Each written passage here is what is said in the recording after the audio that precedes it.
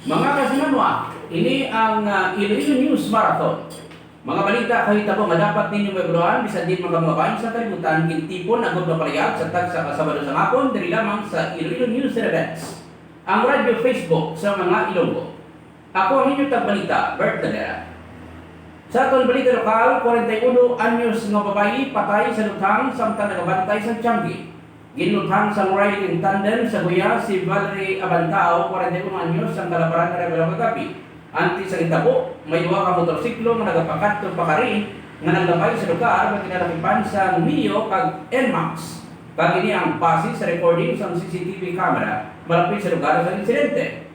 Nagagamit sang cellphone ang biktima sa karyera sa sulod sa Tiangge ko pa rin duwa ka apo sa inisang ginluthang sa nakasuksok sa face mask maniwang lawas naka-jogger pants sa itong nga nanaog sa itong mga motor kag pagkatapos ng luthang ng diretso padulong sa barangay Kalumpang Molo. Nebuluan sang ukon batian sa mga apo ang apat kalupok sa luthang. Wala sang kaway ang biktima sa ilang lugar. Wala man sang report pinabalik siya sa ilegal nga bulaton. Ilabi na nga sa 2017 nadakpan siya sa bypass operation kag sa 2019 nakagwa sa prisuan. Dugang balita lokal, 312 ka vehicular accident naglugtad sa probinsya sa Iloilo.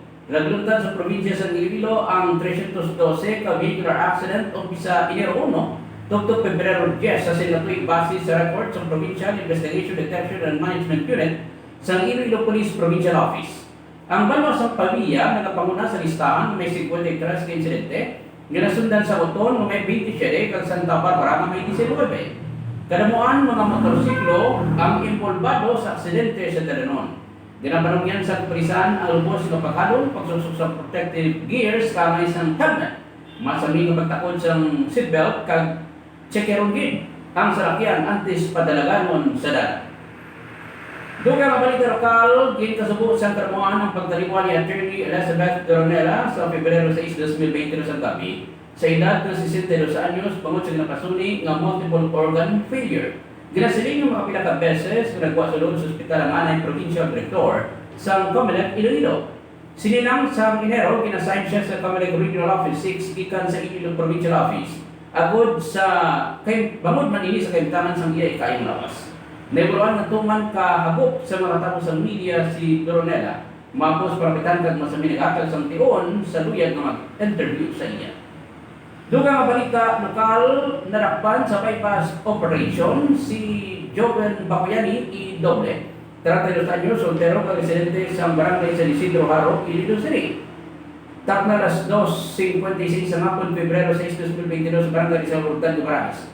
Narakpan ang suspect bangon sa paglapas sa RA 9165. Na-recover sa mga tapos sa Mordan MPS kag Pireya Dumaras, gikan sa pagrakop ng suspect. Ang anong kasasya sa suspected shabu nga ginaprobanta nagabukat sang 2 ka gramo nga may street value nga 13,000 pesos kag ang 1,500 pesos nga bypass money lakip ang 1,000 pesos bilang proceeds. Naunang na sa karsel sa Mordan MPS ang suspect. Dugang balita lokal, nadakpan sa akto nga nagapauwak sa bakanting nga lote ang mga suspect na ginkilanan ang mga nadakpan nga sanday Dani Galientes y Arquilola, 49 anyos casado, Florencio Gatinaw y Paragsagan, 27 anyos casado, Mario Villanueva y Dadian, 50 anyos casado dun sa residente sa sitio Mantasik, Barangay Gaban, San Lorenzo de Maras. Donald Herbilia y Gabayron, 36 anyos, soltero, residente sa Barangay San Enrique, San Lorenzo de Maras. Kag Izer Leda Ileri, 30 anyos, soltero, residente sa Barangay Tinagtaran, Bulavista de Maras. Tama alas 3:20 sa hapon ni Pebrero 6, sa sitio Mantasik, Barangay Gaban, San Lorenzo de Maras, nadakpan mga suspect. Bangon sa panlapas sa Presidential Decree 449, na-recover sa makatapos ang GPPO SOG, Bulavista MPS, kag San Lorenzo MPS, gikan sa paginakop sa mga suspect ang 2,720 pesos na patad, kag 2 ka fighting cocks o konpulo. Naunong na sa karsel sa San Lorenzo MPS ang mga suspect. Dugang balita lokal, nasa puwan na lamang nagabitay sa Salud sa Balay ang 20 anyos na dalaga. Ginihagaw pa padangat sa Ramon de Dorindes District Hospital sa damang sa Iloilo ang biktima. Apang inideklarar na dead on arrival. Nebuluan presidente sa Barangay Burgos, damang sa Iloilo ang dalagang wala pa ni Wilwan ang rason sa iyang pagkiko. Sandi sa record sa Iloilo Police Provincial Office, ikasyaw na ini nga insidente sa hikog sa probinsya sa Iloilo sa sini nga tuig. Dugang mabalita lokal, wala na nakadulong sa ila kargang aquarium material sa duha ka bagon matapos malakpan sa checkpoint nga wala sang angay na dokumento. Nagiwat sa checkpoint ang Saragay PS sa Barangay Halapod Norte, ka Barangay Talaugis, Lunsay sa Saragay Iloilo sa Pebrero 7, 2022. Grimpound ang duha ka bagon nga ginamanihon ng Libby Gomez kag Novi Abrago o Abragan bangod wala sa kumpleto nga dokumento ang ilakargang aquarium materials. Nagapabilin sa kustudiya sa Saragay PS ang duha ka bagon samtang wala pa nahitso sang tag-iyang pagbayad sa nagkahigong nga multa bilang penalidad. Doon ka balita, estado ang most wanted person na si Jam Louis Flavio Alido, 31 anyos, soltero ka residente sa Barangay Pao, Alimandian, Iloilo. Takna alas 10:57 sa aga Pebrero 9 sa nasabing lugar na pa ng suspect.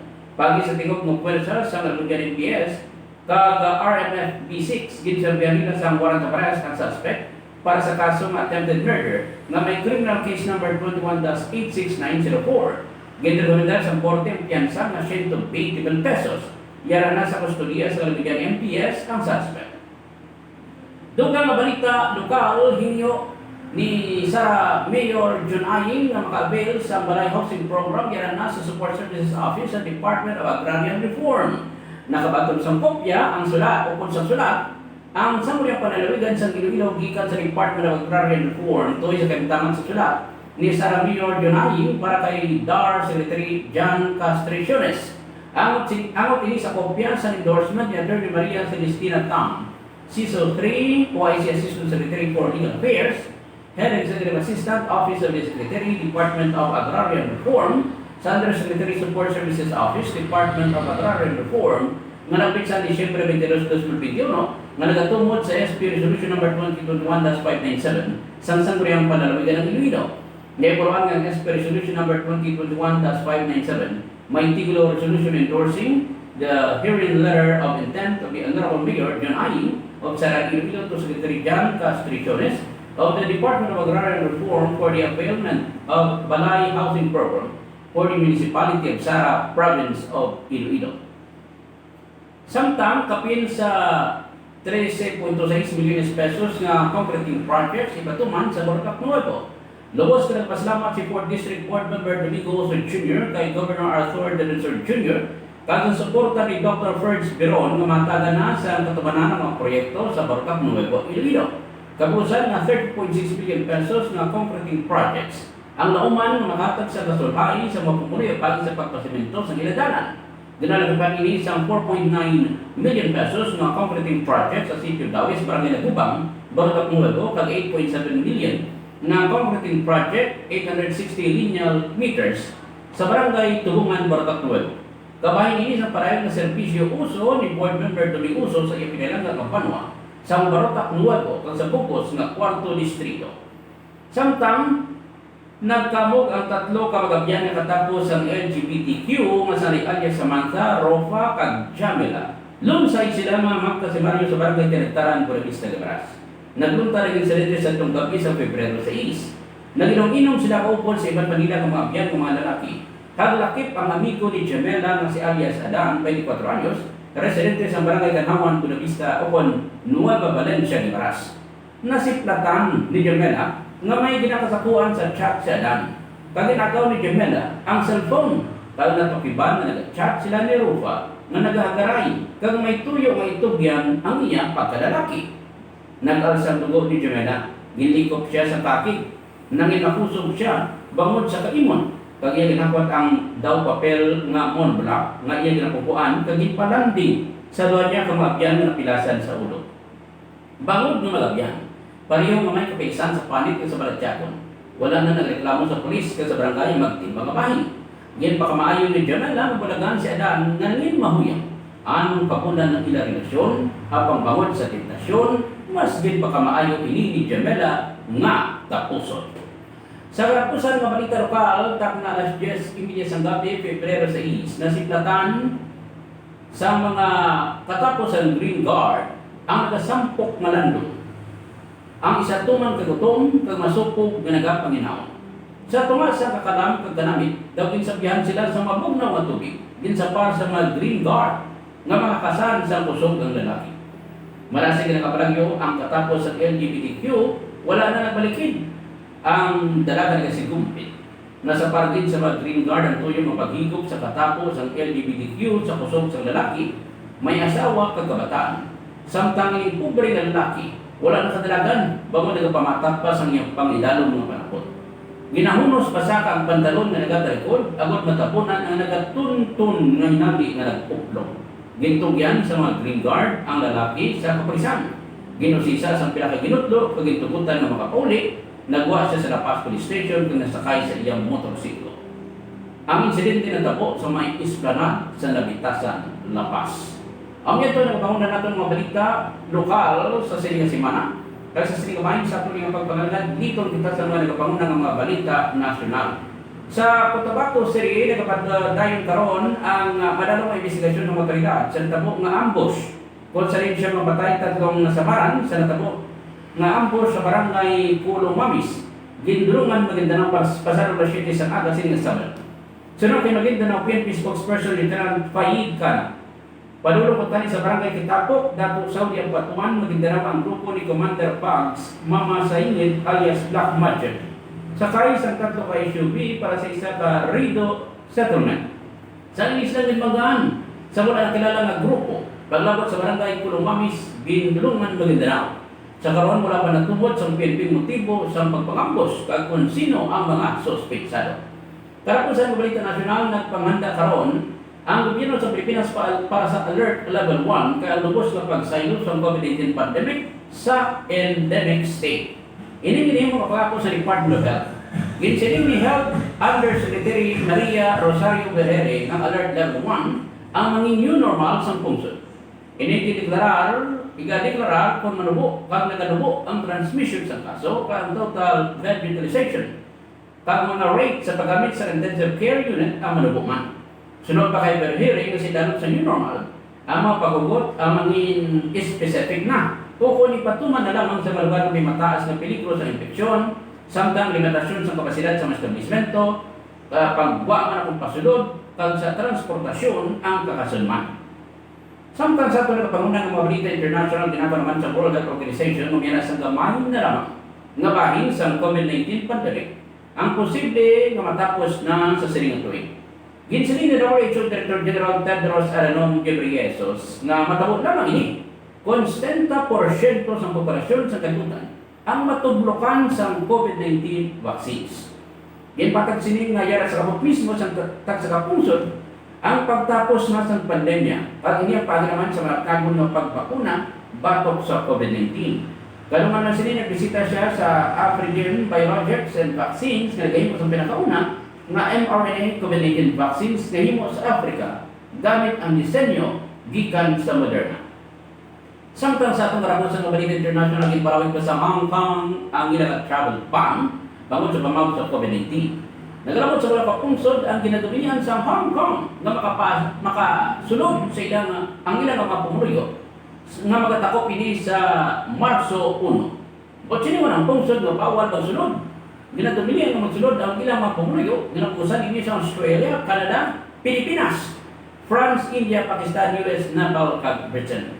Nagalaw naman ang Hong Kong na ilang away ang pagdamo pa sa kaso sa COVID-19. Samtang sa itong balista sa negosyo na talan ng mapagwa ang Department of Trade and Industry sang seal of legitimacy para sa mga direct selling kag multi-level marketing organization.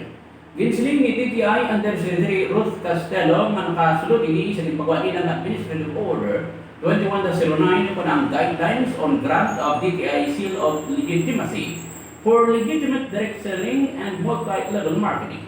Mawala na sa proteksyon ng publiko ng mga biktima sa mga kumpanya na nagakuha sa mga chain distribution plan o kung pyramiding scams. Ganyan sinihan nasabi ng mga parehas ng kumpanya na magpadulong sa ilang opisina para maka-apply sa seal of legitimacy. Sa balita sa sports, may mga pagbago ngayon si Filipino-American skier Asa Miller sa pag-pindisini sa slalom event sa Domingo sa nagparayon na 2022 Winter Olympics sa Beijing. Ginsiling sa pagkiunahan yung Susie Miller, nagawin niya nga malikuan ang natabo sa iya nga hindi wala niya natapos pangampang nga masabi ni katabo bisan pa nga mga maayo o kung kampyon sa nasambit na event. Kau po rin mamay sa Beijing nga si Kelly kung sa rin sa mga aktibo ini nga skier sa sulod na sa BT Shekatui. Masabi sunod siya nga parangginan siya sa iyang mamay importante nga mangin kabisado siya sa lugar para nga hindi makangkon sa naman nga berya pag-abot sa daw sa karera. Nagabot man sining Webes sa Beijing ang American coach ni Miller na si Will Gregorak. Kung sa rin na minatong sini nga may iban pa diskarte sila na dapat baguhon. Maong pag-umpisa simana ang men's slalom sa National Alpine Skiing Center. Kalang kalawang event nga pasakupan ni Miller ang samabot naman nga Miyerkules. Tapos sa kabalita sa sports, mga ulat pa sa pinakadaw nga basketball fans antes makitaan sa bagong uniforme. Ang kontrobersyal na si James Harden sa nagibuyan sa Brooklyn Nets sa ginakabing blockbuster deal padulong sa Philadelphia Sixers. Unang report nga daw halos kamay sa pagsayo ni Harden sa valor $47.4 million kag posibleng extension period sa Agosto nagalabot naman sa $223 million. Tatlo pa mga players na sinadlaw, hindi pa magampang ang NBA superstar sa ilang sambuas ng Sixers kontra sa Oklahoma City Thunder. Subuman sa game was sa Philadelphia kontra naman sa Cleveland Cavaliers. Samtang sa atong balita sa showbiz, ginapanunduman karon ginapanungkinan sa ni Commission on Elections spokesperson Dr. James Jimenez ang mga celebrity endorsers na hindi pagamiton ng ilang mga plataforma para magpangampanya sa mga kandidato sa politika. Ginsiling ni Jimenez nga ang paggamit sa mga platform ang mahimo isa ka mga issue bangod mahimo ini nga kabigon nga donated advertising time. Sa daron sa mga kasubuan sa eleksyon, ang mga kandidato may mga programa ang dapat mag-lead sa ilang mga programa. Sa bahin sini ang COMELEC naghatag sa platform para sa libre nga live streaming sa mga online political rallies sa mga national candidate sa tunga sa pandemya. Dugang nga balita naton katapusan nga balita sa showbiz. Malipayon ang balita karon sa actress rapper nga si Eve ang pagwa sang una nila nga anak sa iyang bana nga si Maximilian Cooper. Sa iyang Instagram account, ginpakigbahin sining larawan sa niya anak na lalaki samtang nagakatulog. Ginbunag si Will Wolf 5 Alexander Summers Cooper sa Pebrero 1, pwerte nga ngalan sa pagtalawin. Ginkasalan ko sa 2014, kagang pagkakwarangin sa 2020, nang ginagayon, agod mangin, malapit sila sa isa kag isa. Iyon ba tayo natin mapagbayag sa siling hapon sa atang nagpangunang nga mabalita kag informasyon. Mga kasimanwa, iyon ba tayo napagbayag sa Iloilo News Marathon. Mga balita kita mo dapat din yung magluan bisa di makamupahin sa kalibutan. Ginti po na kong pabayag sa tag sa kasawalo sa ngapon, diri lamang sa Iloilo News Teletext. Ang radyo Facebook sa mga Ilonggo. Tugtog sa masunod na edisyon. Ako ang inyong tagbalita, Bert Ladera.